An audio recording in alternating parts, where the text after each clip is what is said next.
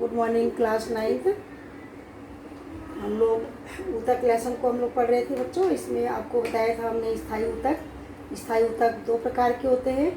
एक बताया था आपको सरल स्थायी ऊतक और दूसरा बताया था जटिल स्थायी ऊतक। तो सरल स्थायी ऊतक हम आपको बता चुके हैं। आज हम लोग पढ़ेंगे जटिल स्थायी ऊतक। तो जटिल स्थायी ऊतक जो होते हैं उनकी संरचना जो होती है क्या होती है। तो जटिल स्थायी ऊतक ये ऊतकों का कोशिकाओं का ऐसा समूह होता है जिसमें एक से अधिक प्रकार की कोशिकाएं होती हैं और ये मिलकर के एक इकाई की तरह कार्य करती हैं। जैसे जाइलम और फ्लोएम इसके उदाहरण हैं।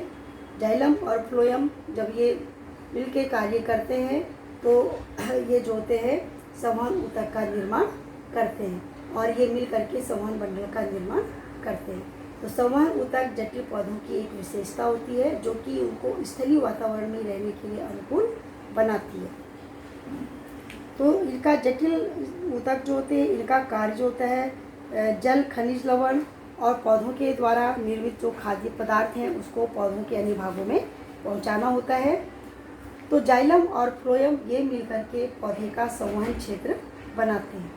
तो इसको हम पहले हम जाइलम के बारे में पढ़ेंगे। ये देखिए यहाँ पर ये जाइलम का चित्र बना हुआ है और ये फ्लोएम का चित्र बना हुआ है। तो जाइलम जो होते हैं ये जाइलम ट्रैकोट्स ये वाहिनिकाओं के द्वारा ये वाहिका और जाइलम पैरेन्काइमा और जाइलम जो फाइबर रेसे होते हैं इनसे मिलकर के ये बने होते हैं। तो जाइलम इसमें जो है सबसे पहले हम पढ़ेंगे इसमें इसका पहले है वाहिनिकाएँ। वाहिनिकाएँ या इसको ट्रैकोट्स भी कहते हैं। ये जो होती हैं इस प्रकार की कोशिकाएं जो होती हैं ये लंबी होती हैं। ट्रैकोट्स लंबी होती है, नलिकाकार होती हैं और दोनों सिरों पर पतली होती हैं। निर्जीव होती है ये और इनके अंदर जीव द्रव्य जो होता है वो नहीं पाया जाता है क्योंकि जिनमें जीव द्रव्य पाया जाता है वो कोशिकाएं जीवित होती हैं, इनमें जीव द्रव्य नहीं पाया जाता है। कोशिका भित्ति इनकी कड़ी और लिग्निन युक्त होती है और ये जल संवहन के अतिरिक्त पौधों को सीधा खड़ा रखने में सहारा प्रदान करती है। दूसरी हो गई वाहिका, इसको ट्रैकिया या इसको वेसल्स भी कहते हैं। ये बेलनाकार होती हैं और बेलनाकार होती हैं ये और कुछ नलिका के समान होती हैं। नली के आकार की कोशिकाओं से आपस में परस्पर जुड़ी हुई रहती हैं और एक के ऊपर एक ये स्थित रहती हैं। ये वाहिकाएँ कहलाती हैं। जब वाहिकाओं का व्यास जो होता है वाहिनिकाओं की अपेक्षा अधिक होता है, चौड़ी ज़्यादा होती है इनसे ये। और कोशिका भित्ति के स्थूलन के आधार पर ये कई प्रकार की होती हैं। वलयाकार होती हैं, सर्पिलाकार होती हैं और जालिकावत होती हैं, कई प्रकार की होती हैं। और इनका जो होता है कार्य जो होता है वो पौधों को यांत्रिक सहारा देना होता है, पौधों को यांत्रिक सहारा प्रदान करती हैं। फिर हो गई नंबर 3 जाइलम पैरेन्काइमा। ये जो होती है जाइलम पैरेन्काइमा ये जाइलम ऊतक में पाई जाती हैं। इनकी कोशिका भित्ति कुछ मोटी होती है और द्वितीयक जाइलम में अधिकता से मिलती हैं। जीवित कोशिकाएं होती हैं ये क्योंकि इसमें जीव द्रव्य पाया जाता है। इनका प्रमुख कार्य जो होता है भोज्य पदार्थों का संचय करना होता है और ये जो होती हैं वाहिनियों के द्वारा जल संवहन में भी सहायता करती हैं। इसके बाद जो होते हैं इसके रेसे हो गए फाइबर रेसे। फाइबर रेसे जो होते हैं इसके कोशिकाएं इनकी लंबी पतली होती हैं, सिरों पर नुकीली होती हैं और तंतु जो होते हैं इसके दृढ़तक होते हैं। कोशिका भित्ति मोटी होती है, लिग्निन युक्त होती है। छोटे छोटे इसमें गर्त भी पाए जाते हैं और इनका मुख्य कार्य जो होता है वो पौधों को दृढ़ता और सहारा प्रदान करना होता है। तो इस तरह से ये 4 प्रकार की जो होती हैं इनसे मिलकर के बनी हुई होती हैं। एक तो हो गया वाहिकाएँ, इसको जो होता है ट्रैकोट्स भी कहते हैं। दूसरा हो गया वाहिनियाँ या वाहिका कहते हैं। तीसरा जाइलम पैरेन्काइमा और चौथा फाइबर रेसे। तो इनसे मिलकर के ये जाइलम जो होता है वो बना हुआ रहता है। जाइलम का मुख्य कार्य जो होता है इसका जल और खनिज लवणों को जड़ से ऊपर की ओर प्ररोह में विभिन्न भागों तक ले जाना होता है। वाहिकाओं और दृढ़तक की भित्तियाँ जो होती हैं क्योंकि ये बहुत ही काष्ठी मोटी होती है ये पादप शरीर को इसलिए यांत्रिक सहारा जो होती है ये प्रदान करते हैं। इसके बाद देखिए नंबर 2 फ्लोएम। ये फ्लोएम हो गया। फ्लोएम जो होता है, इनका मुख्य कार्य होता है पौधों के हरे भागों में जो भोज्य पदार्थ निर्मित होता है, बनता है, उसको दूसरे भागों में पहुंचाना होता है। इस ऊतक को बास्ट भी कहते हैं। इसके निर्माण में भी 4 प्रकार की कोशिकाएं जो होती हैं भाग लेती हैं। एक हो गई चांदनी नलिकाएं, देखिए यहाँ पे चित्र बना हुआ है, ये हो गई चांदनी नलिकाएं हो गई। एक हो गई चांदनी नलिकाएं, दूसरी हो गई इसकी सखी कोशिकाएं, दूसरी ये देखिए सखी कोशिकाएं हो गई। तीसरी हो गई फ्लोएम मृदु ऊतक, यहाँ पे तीसरी फ्लोएम मृदु ऊतक हो गई, और चौथी जो होती है फ्लोएम तंतु हो गए। तो ये 4 प्रकार की कोशिकाओं से मिलकर के बनी होती है। तो पहला हो गया इनकी चांदनी कोशिकाएं। तो चांदनी कोशिकाएं इसकी देखिए यहाँ पे चांदनी कोशिकाएं हो गई।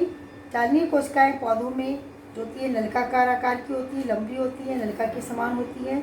कोशिका भित्ति इनकी पतली और सेलुलोज की बनी होती है और एक दूसरे से सिरे इनके संबंधित रहते हैं। बीच बीच में इनके जो होती है भित्तियों में अनेकों छिद्र होते हैं और जिसके कारण की रचना जो होती है वो छलनी के समान होती है। इसी कारण इनको चांदनी पट्टिकाएं भी कहते हैं।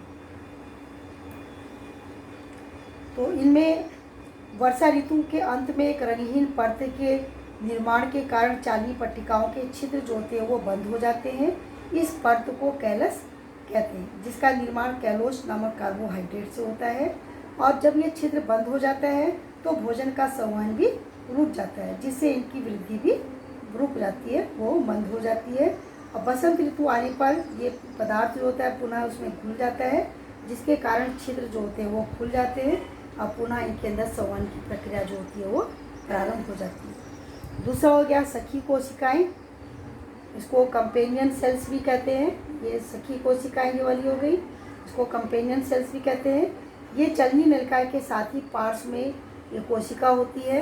ये चांदनी नलिका इसी के पास में होती है ये, और इसको सहचर कोशिका भी कहते हैं। ये पतली और लंबी होती हैं, ये कोशिकाएं पतली और लंबी होती हैं और इनकी कोशिका भित्ति पतली होती है और जीव द्रव्य और प्रत्येक कोशिका में केंद्रक जो होता है वो पाया जाता है। ये केंद्रक है और इसके अंदर जीव द्रव्य पाया जाता है, जिसके कारण ये जीवित होती है। फिर हो गया तीसरा फ्लोएम मृदुतक। फ्लोएम हो गया पैरेन्काइमा या मृदुतक, ये नंबर 3 हो गया। इस तरह की कोशिकाएं लंबी चौड़ी, ये लंबी है चौड़ी है और कुछ गोलाकृति की होती है और इनकी रचना जो होती है वो साधारण जो होती है पैरेन्काइमा की तरह ही होती है, जीवित होती है ये भी। और चांदनी नलिकाओं के बीच बीच में जो होती है ये मिलती है। जो चांदनी नलिकाएं हैं उनके बीच बीच में जो होती है हमको ये पाई जाती है। इन कोशिकाओं के द्वारा भोजन का संचय होता है और ये भोजन के संवहन में भी सहायता करती है। फिर नंबर 4 हो गया फ्लोएम फाइबर्स या फ्लोएम तंतु। फ्लोएम फाइबर्स या फ्लोएम तंतु ये दृढ़ोतक होते हैं। फ्लोएम में इनके उपस्थिति के कारण इनको फ्लोएम तंतु भी कहते हैं और इनकी भित्ति मोटी होती है और इनके बीच में जो होते हैं अनेकों गड्ढे गर्त होते हैं, जिसके कारण ये दृढ़ होती है। दृढ़ होने के कारण ये जो होती हैं कपड़ा और रस्सी बनाने के काम में लाई जाती है। और जैसे उदाहरण के लिए अलसी और जूट ये सब हो गए, ये जो होते हैं कपड़ा जूट आदि बनाने के, रस्सी बनाने के काम में लाई जाती है। फ्लोएम का मुख्य कार्य जो होता है ये जो होता है पौधों के द्वारा जो प्रकाश संश्लेषण की क्रिया होती है उसमें जो निर्मित खाद्य पदार्थ या भोजन होता है उसको ये पत्तियों से संग्रह करके अंगों तक ले जाती हैं और बाद में संग्रह अंगों से पौधों के शरीर के वर्धी भागों तक पहुंचाने का कार्य करती हैं। मतलब भोज्य पदार्थ को ये शरीर के विभिन्न अंगों में पहुंचाने का कार्य करती हैं। तो इस तरह से जाइलम और फ्लोएम ये जो होते हैं दोनों जटिल ऊतक होते हैं और इनके अलग अलग कार्य हो गए। इसके बाद बच्चों जो है जाइलम और फ्लोएम के बाद अब हम पढ़ेंगे, ये पादप ऊतक थे। अब पादप ऊतक के बाद अब पढ़ेंगे हम जंतु ऊतक। तो जंतु ऊतक क्या होते हैं उसके बारे में अब हम पढ़ेंगे।